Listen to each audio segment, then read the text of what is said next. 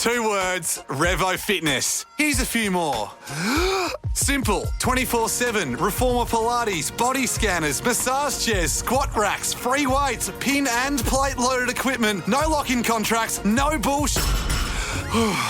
All of that and more from just $9.69 a week. That's surprisingly affordable. Join now at Revo Fitness Mount Hawthorn or download the Revo Fitness app. RevoFitness.com.au or find the Revo Fitness app in the App Store. The Gina and Maddie podcast. I don't think I've spoken about it this early on the show, yes, but last week got a phone call from the powers that be at Channel 7 saying that Opera Australia had been in touch with them and they were interested in me doing a story on the musical Guys and Dolls. Now, I got history with Guys and Dolls. Yeah. 1998, I played the role of Rusty Charlie in Guys and Dolls in my high school production. Everybody remembers that. Oh, boy. The local newspaper did an article on it.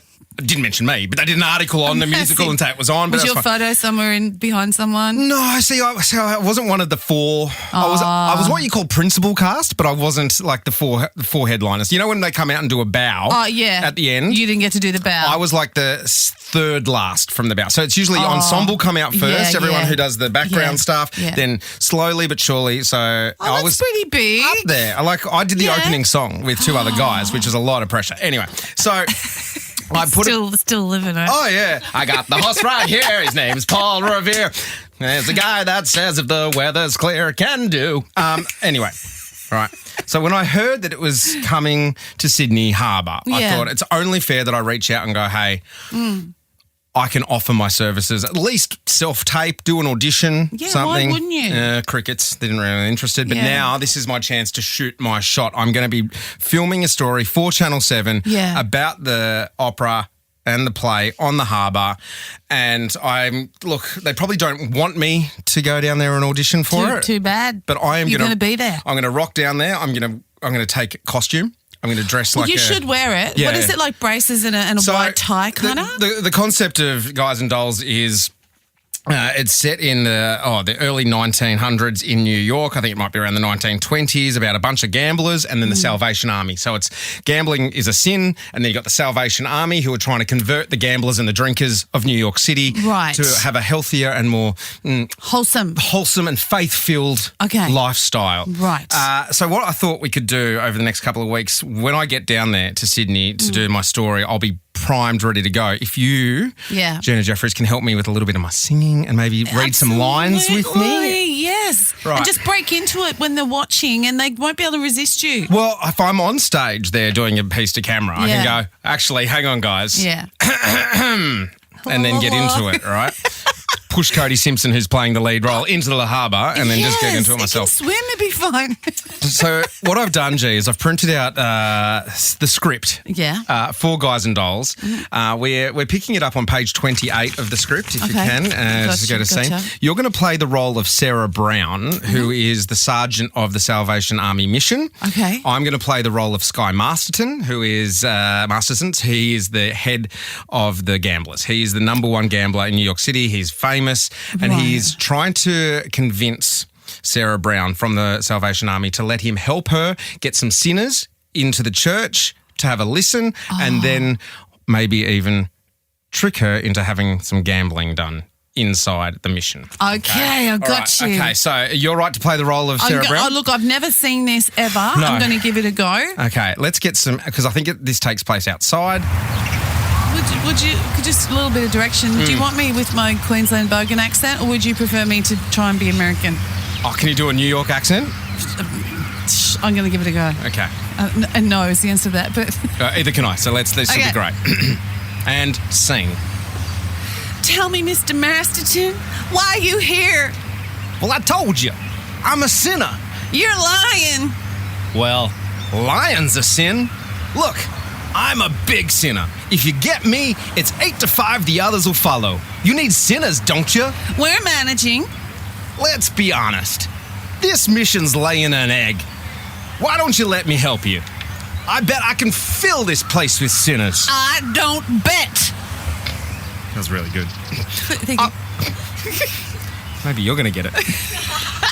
I'll make you a proposition.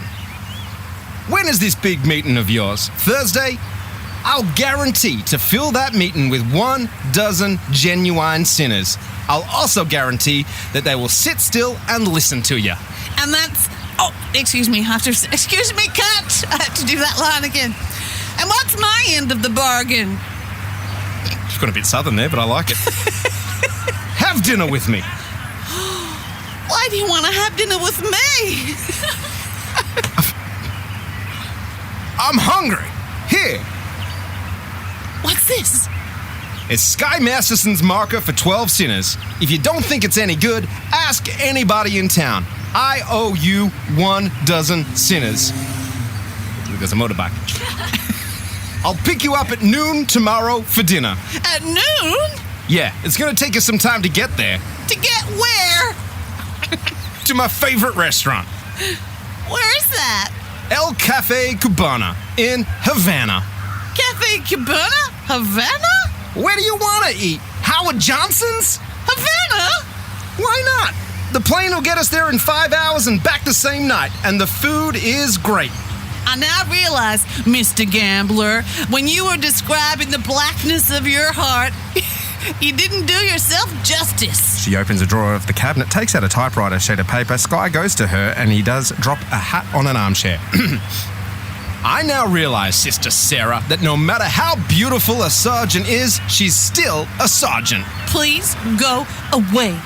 Why don't you change your pitch, Sarge? Come to the mission, one and all, except guys. I hate guys. I don't hate anybody. Changing my pitch. Except me. I'm now relieved to know that it's just me. Oh, my accent is completely gone. Me personally, and not all guys in general. It's just nice to know that somewhere in the world there's a guy who might appeal to the sergeant. I wonder what this guy will be like. He will not be a gambler. I'm not interested in what he will not be. I'm interested in what he will be. Don't worry, I'll know. And then it launches into a song. What do you reckon? Oh, that was fun. I actually really enjoyed that. I don't know if anyone else listening did, though. Gina and Maddie. Gina Jeffries. All right, so if you have an addiction to chocolate, like we seem to have in our house, the McCormack house, love chocolate. Is it a couple thing? Is it you and Rod, or is it it's everyone? Him way more than me, but Is also it? it's Jackie. Is he an enabler? Is he the one that brings the chocolate into the house? No, I do. I'm the enabler. Okay. So many people love chocolate and struggle to resist eating a whole block once they start. So do you have to eat a whole box of Tim Tams or eat the whole block of chocolate? Yeah, no, see, chocolate I can be okay with. Tim Tams. Yeah. Oh, once you open a pack of Tim Tams, they're done.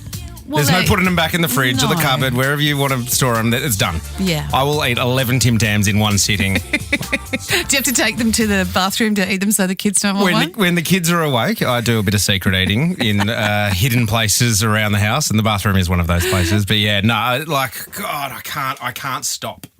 No, well, we're like that a little bit with chocolate. So if you want to avoid overindulging, some chews don't have any chocolate in the house at all. Yeah. But see, what that doesn't do it for you, because then you get that desperate, I'm busting for a piece of chocolate. That kind of ruins it for you. So dietitian Sophie Rundfleisch, I think that's how you say her name, I apologise if it's not, suggests a different approach called the 5 blocks of chocolate method. Mm-hmm. So she says you should always have 5 blocks of chocolate in your fridge.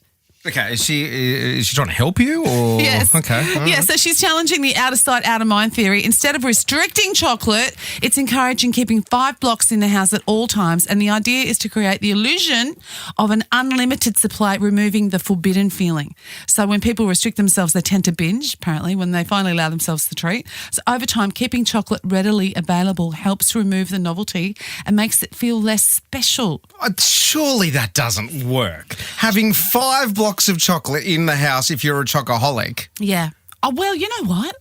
Right now, if I went to my fridge, we've probably got 5 blocks of chocolate in the house. What do you got? What do you got? Well, what this week, it's been ages. I normally get a it's sultanas and nuts. What's that one called? Fruit and nut. Yep. That's my favourite of all. Yeah. Dairy Milk's the best. But this week I shopped at Aldi. Have you tasted Aldi chocolate? No. Does it have a German accent? Yes, it does. So I've got a whole bunch of Aldi chocolates and just your Dairy Milk. I buy the plain Dairy Milk because I don't like it.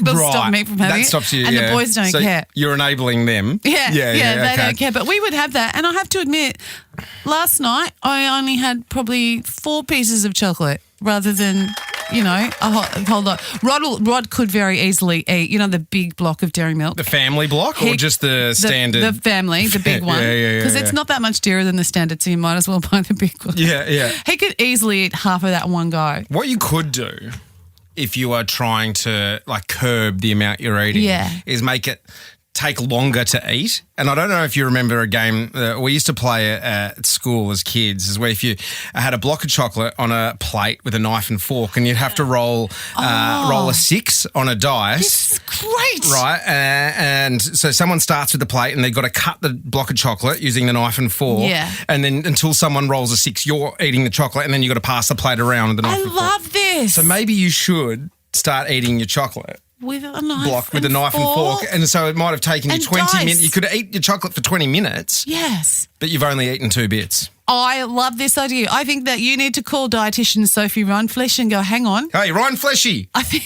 I've come up with a better plan.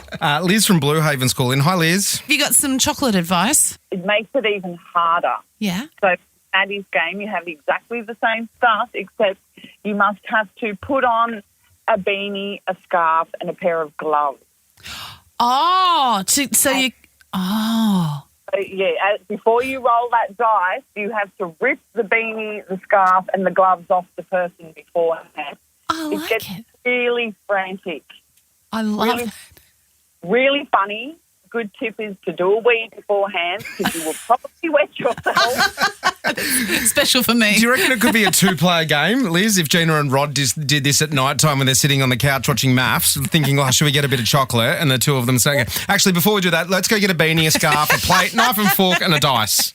Honestly, I played it with my family not long ago and you will love it. I like Love it. Liz. I like it. I love it. Thank you so That's much tonight. for the suggestion. The Gina and Maddie Podcast. For more great comedy shows like this, head to novapodcast.com.au. 2 words, Revo Fitness. Here's a few more. Simple, 24/7, Reformer Pilates, body scanners, massage chairs, squat racks, free weights, pin and plate loaded equipment, no lock-in contracts, no bullshit.